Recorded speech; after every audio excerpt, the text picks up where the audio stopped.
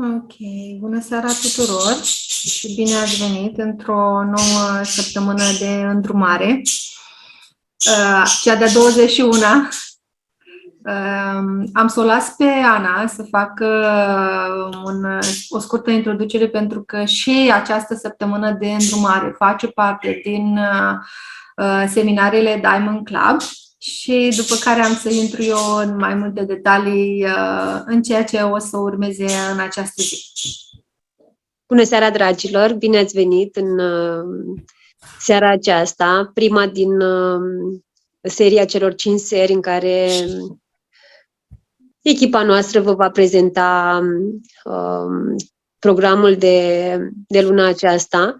Luna septembrie este pentru susținerea imunității, pentru că la fiecare dintre noi toamna vine cu provocări, cu surprize.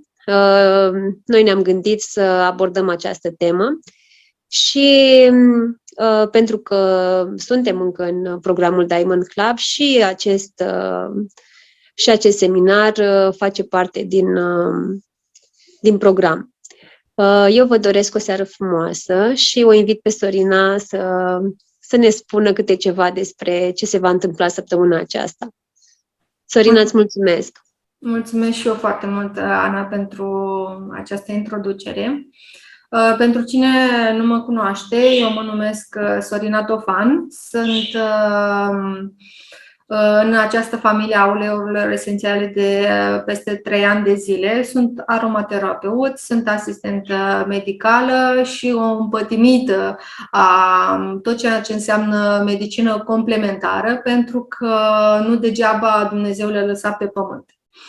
Asta este concepția mea, dar am căutat foarte mult și să fac legătura între ceea ce înseamnă știință și natură, nu doar pur și simplu a le folosi aliteram, și am căutat foarte mult în acest fel, dând peste uleiurile acestea de la doTERRA și suplimentele de la doTERRA, pe care eu, din tot ceea ce am cercetat, am descoperit că sunt cele mai pure de pe piață, mai pur de atât nu putem, adică n-am găsit eu, poate ori exista, dar până în acest moment nu am găsit eu și atunci m-am hotărât să intru mai mult în această cercetare a mea și tot ceea ce descoper eu să punem, practic să le împărtășesc cu voi. Împreună cu echipa din care fac parte și le mulțumesc foarte mult pentru susținere, Anei, Simonei și tuturor celor care faceți parte din acest program, am pus la cale să educăm oamenii în cum să folosească uleiurile esențiale, pentru că, ca și noi, am observat că foarte multe persoane nu știu să le folosească și de aceea se și sperie de ele, că sunt foarte concentrate sau pur și simplu le cumpără și ulterior nu le folosesc și le lasă acolo să dospească sau să prindă praf, depinde, neștiind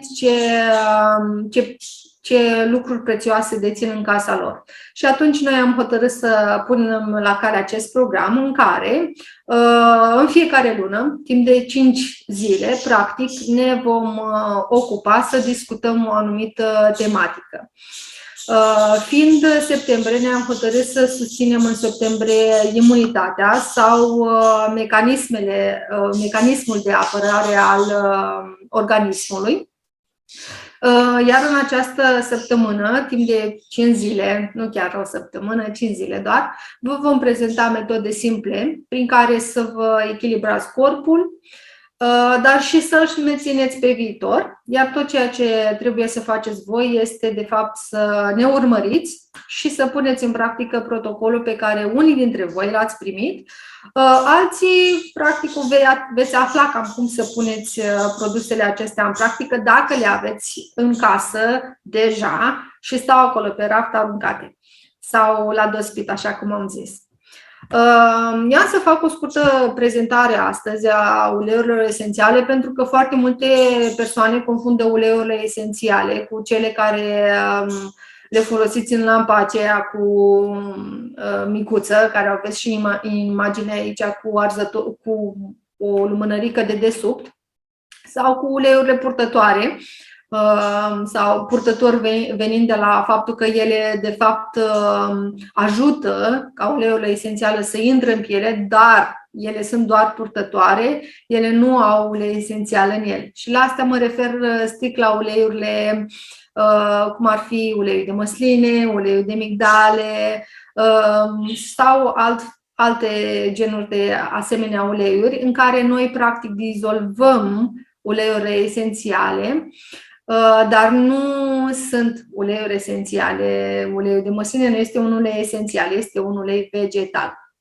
Și de aici vine foarte multă confuzie. De ce sunt uleiurile esențiale atât de importante? Pentru că ne ajută practic să ne autovindecăm până la urmă, despre asta este vorba.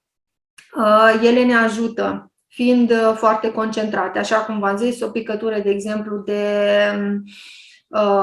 într-o sticluță de lămâie sunt necesare 45 de lămâi sau, de exemplu, o sticluță de lavandă este necesar 14 kg de lavandă să fie folosit de material de la plantă pentru a obține o sticluță de 15 ml de ulei esențial de lavandă.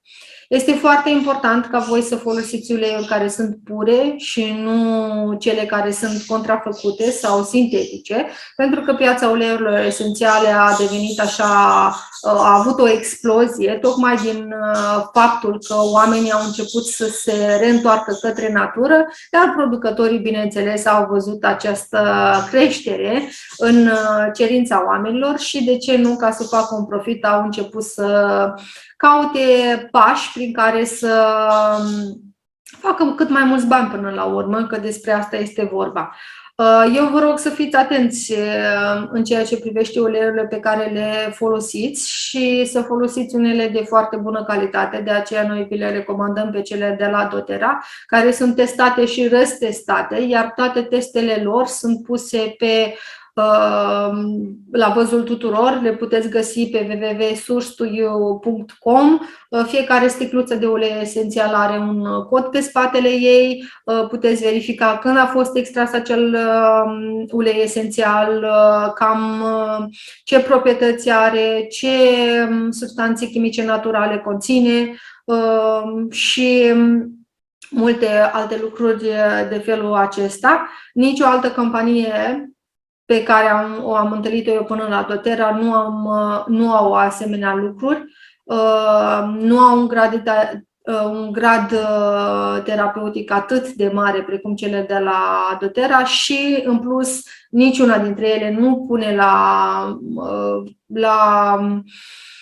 practic, nu pune la dispoziție consumatorului un site prin care el să verifice produsul până la urmă, că despre asta este vorba. Există un produs și noi trebuie să-l verificăm ca și consumatori. Altfel, cum ai putea avea încredere în el?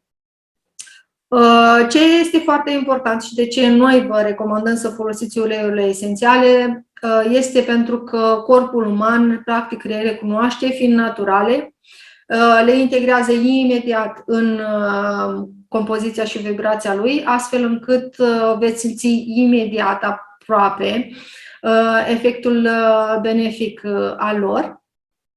Și, în plus, în afara faptului că sunt naturale, fără efecte secundare, nu provocă dependențe, sunt foarte sigure pentru folosire atât pentru bebeluși, copii, adulți, dar și bătrâni. Deci pentru toată lumea. Din ziua 1 până în ultima zi a existenței noastre, noi putem folosi uleiurile esențiale fără să avem efecte secundare sau să provoace dependența oricare sau orice fel de dependență. De ce este important asta? Pentru că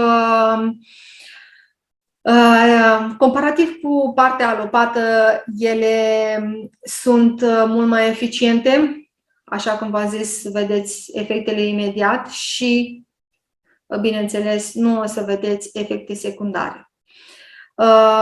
Uleiurile esențiale, având bază uleioasă, pătrund foarte repede membrana celulară, astfel încât combat bacteriile din exteriorul celulei, dar previn și duplicarea virusilor din interiorul celulei, ceea ce partea sau medicina alopată, biologic vorbind, nu poate face și nu este capabilă să facă încă. De aceea, când, de exemplu, aveți o viroză, doctorul o să vă trimită acasă și o să zică să consumați foarte multă apă și o să vă treacă. Cam despre asta este vorba. Sunt mai eficiente și mai ieftine decât, așa cum am zis, abordările moderne ale problemelor de sănătate. Și cel mai interesant este că ele sunt foarte, foarte versatile, spre deosebire de partea alopată, în care aveți un medicament pentru sistemul digestiv, un medicament pentru sistemul muscular, un medicament pentru sisteme împărțiți în sisteme. De exemplu, lavanda o puteți folosi pentru a beneficia de un somn liniștitor, dacă aveți o arsură, dacă aveți o crampă musculară, dacă vă doare capul. Deci, un singur ulei esențial pentru multe lucruri și o să vă aducă foarte multe beneficii. Cum le puteți folosi? Aromatic, pur și simplu mirosiți din sticluță sau dacă aveți un difuzor sau vă puteți procura un difuzor. Bineînțeles că, având în vedere că suntem într-o săptămână din Diamond Club, într-o lună Diamond Club, sau puteți să picurați pe pernă dacă nu aveți un difuzor. De asemenea, se pot folosi topic. Cred că topic este cea mai cunoscută modalitate de a folosi uleiurile aromatice.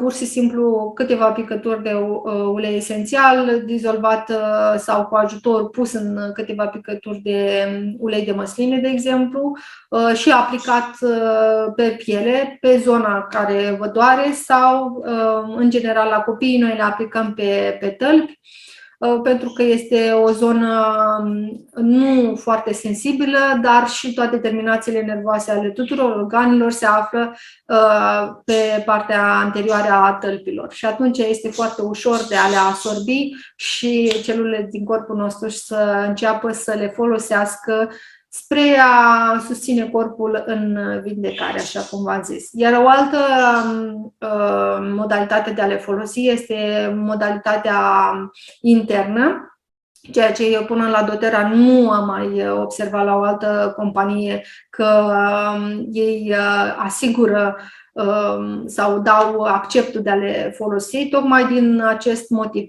din cauza purității. Nu toate companiile își asumă să aducă pe piață uleiuri esențiale 100% pure și atunci, neasumându-și acest deziderat, nici nu vă oferă o posibilitatea să le folosiți intern. Dar da, la doTERRA, uleiurile esențiale se pot folosi și intern. Sunt într-adevăr unele care nu se pot folosi intern, dar nu din cauza purității, ci din cauza felului în care organismul nostru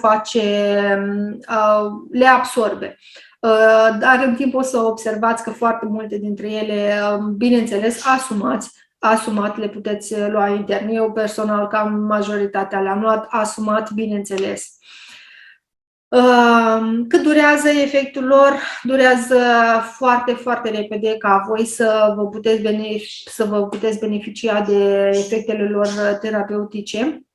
Cam 22 de secunde să intre în moleculele aromatice, să ajungă la creier, cam undeva până la 2-3 minute până când ajung în fluxul sanguin și în mai puțin de 20 de minute ajung la toate moleculele din corp.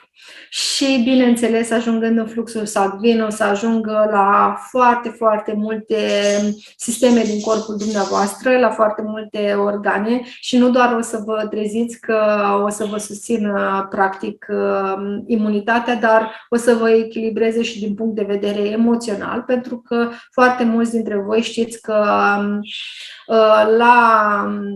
nivelul creierului avem sistemul limbic care se ocupă de a gestiona emoțiile noastre, iar uleiurile esențiale, pătrunzând și trecând de bariera sânge-creier, ele o să ne impacteze și partea emoțională. Ele sunt foarte folosite, cel puțin în ultimii ani, deja în cadrul doTERRA avem medici care se ocupă de partea aceasta de studiul uleiurilor esențiale și sunt demonstrate efectele lor benefice atât în a susține pacienții care au traume, care au șocuri foarte multe, strict folosind uleiurile esențiale. Deci ele nu doar ne susțin pe partea fizică, ne susțin și pe partea emoțională, trecând de foarte multe ori de această, chiar și de partea emoțională, lucrând la un nivel subtil pe care, practic, nu cred că vă imaginați, decât atunci, în momentul în care începeți să le folosiți, începeți să le vedeți efectele și începeți să vă minunați, bineînțeles, de efectele acestora. Ce ați primit voi, practic, în această săptămână, ca să vă susțineți sistemul imunitar, un sistem care este foarte, foarte important din toate punctele de vedere, și care, practic, în general, la schimbul dintre anotimpuri, are un pic, să zicem, de suferit, cu toate că este impropriu spus. O să vedeți pe parcursul acestor 5 zile că noi vom aborda sistemul acesta imunitar, între ghilimele, cum îi spune medicina alopată. Îl vom aborda sub mai multe forme și o să înțelegeți mult mai mult de ce, practic, noi îi spunem între ghilimele imunitar, dar o să vă las să descoperiți pe voi și o să vă fac curioși și să ne urmăriți în aceste 5 zile ca să descoperiți și voi de ce noi punem ghilimelele de rigoare. Ați primit în această săptămână, spre folosire, să nu le țineți tot pe dulap, 5 capsule de Mitotumax. Mitotumax este un supliment foarte bun și conține foarte multe uleiuri esențiale, dar și anumite vitamine în el, care o să vă susțină atât suprarenalele cât și celelalte sisteme din corp. Cum o să trebuiască să-l folosiți voi? Practic, vă recomandăm să luați o capsulă de Mitotumax după masa de prânz. Se poate și după masa de seară, dar mult mai ok ar fi după masa de prânz. De ce? Pentru că vă susține atât sistemul imunitar, dar vă dă și energie. Și o să observați că o să vă crească și partea de energie pe parcursul zilei după ce voi luați această capsulă de Mitotumax. Eu recomand celor care abia încep să folosească uleiurile esențiale, indiferent dacă iau suplimente cum este acest Mitotumax sau dacă iau uleiuri esențiale intern, să le luați după masă. Pentru că organismul vostru nu este obișnuit cu ele și atunci, având un pic de mâncare și nu luate pe stomacul gol, o să le asimilați mult mai ușor.